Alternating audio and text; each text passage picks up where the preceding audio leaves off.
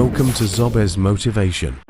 I don't care who you are, life is going to knock you down. Listen to me, many of you right now, life's got you up against the rope, and you got to do me a favor. Like, you can't give up, you can't give in. Pain is temporary. Pain is your friend. Pain is going to take you to the next level. When you going through pain, I know what you feeling. I know exactly, because I've been there, I've done that, but you got to work through it.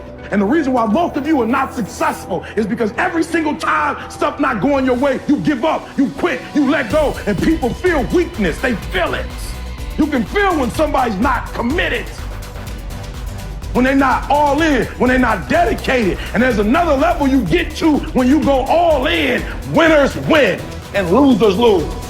There are going to be times that you're going to be wondering, why should I keep showing up and working my business? Why should I keep at it? Why should I keep showing up to the conventions? Why should I keep picking up the phones and making the phone calls? Why should I keep fighting for my goals and fighting for my dreams?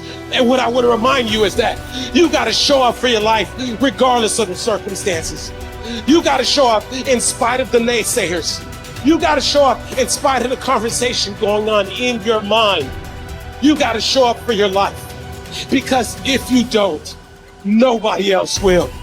If you want unreasonable results in your life, you've got to be willing to be unreasonable. Part of being unreasonable, you don't judge according to appearances. Part of being unreasonable, you can see it because you believe it. You must have the faith to call forth those things that be not as though they were. You've got to decide, I deserve this, and I'm going to have it.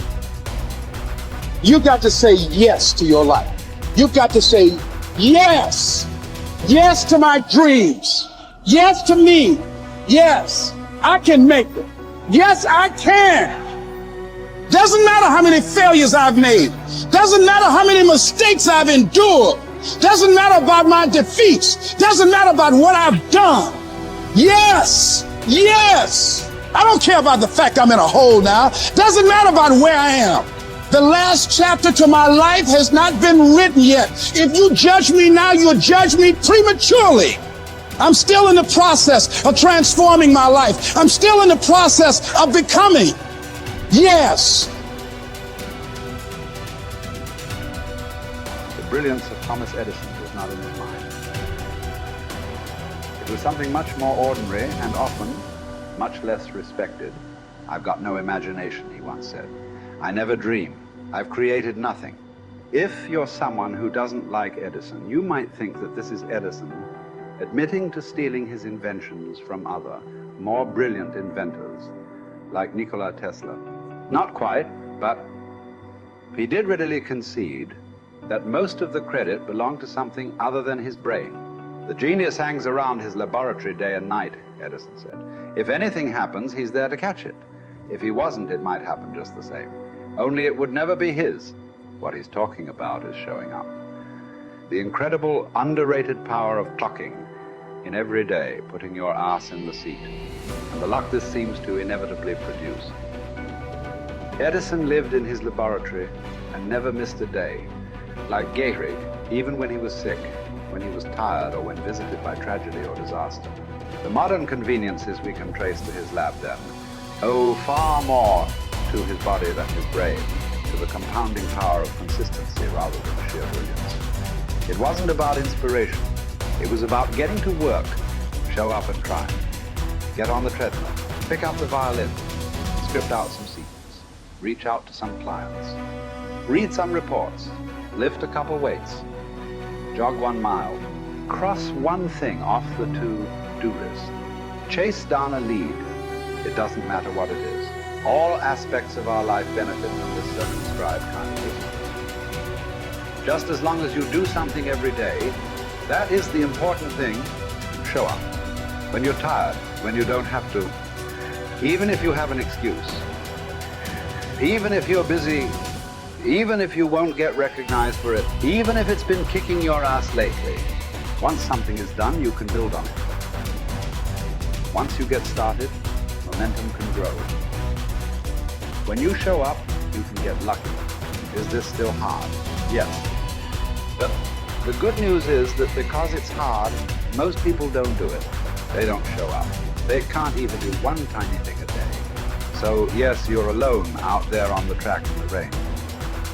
You're the only one responding on Christmas. But having the lead is, by definition, a little lonely. This is also why it's quiet in the morning. You have the opportunities all to yourself. Don't worry about setting any records.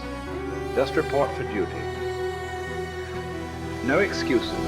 And here's the irony. This is also a way to break records. Consistency is a superpower. Day to day, willpower is incredibly rare. Lowell Gettrig was a solid position player and a good hitter. But his success really was rooted in the fact that he didn't miss many days of work. It's quite likely that had he continued at his normal pace and not been stricken with R's, that he would have put up career numbers that surpassed Babe Ruth. Gettrig wasn't just able to show up despite injuries and fatigue. He also had to push through ennui, doubt, and just plain not feeling it. He had slumps like we all do, but he also understood what they meant. As a minor leaguer, he had struggled at the plate and thought about quitting. The Yankees' owner sent down a scout to walk Gehrig through the very basic math of a batting average. A good hitter hits 300, and hitting 350 is terrific. Hitting 400 is almost unheard of. What does that translate to? Missing on 6 tries out of 10.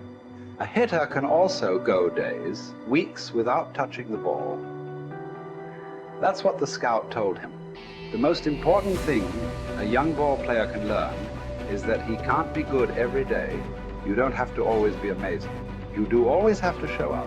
What matters is sticking around for the next at-bat.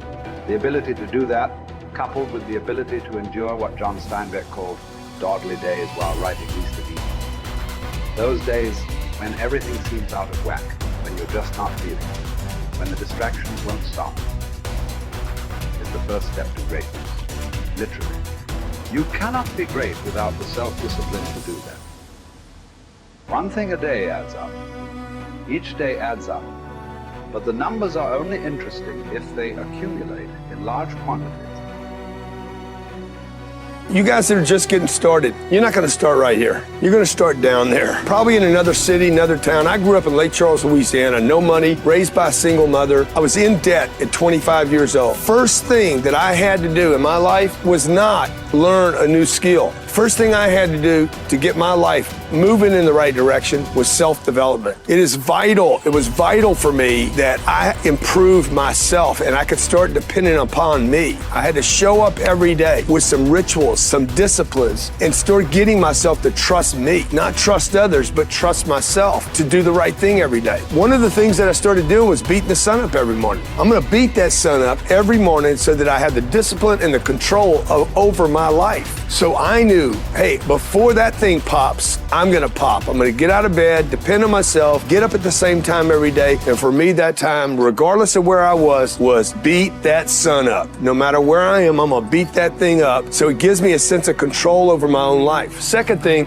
I had to start cleaning up my life and my friends and my environment. When I was younger, between 15 and 25, I was doing crazy stuff in my life. Wasting my weekends. I have the saying, weekends are for the weak. I was drinking, fooling around with a bunch of bad things, bad people. At 25 years old, I cleaned it all up. Quit going to those places. Quit hanging out with people that did not have ethics and discipline in their life. I wanted to build something in my life. I wanted to become someone. And to do that, to become someone in the eyes of the world, just beating that sun up every morning gives me the sense of accomplishment that I did what I said I was going to do, that I woke up when I said I would wake up, and I start building respect for myself, start believing in myself so that I can go out into the world. And maybe today when I go into this meeting that I'm dressed for, they'll believe in me as much as I believe in me, and that'll show up in a contract, a deal, maybe even some money.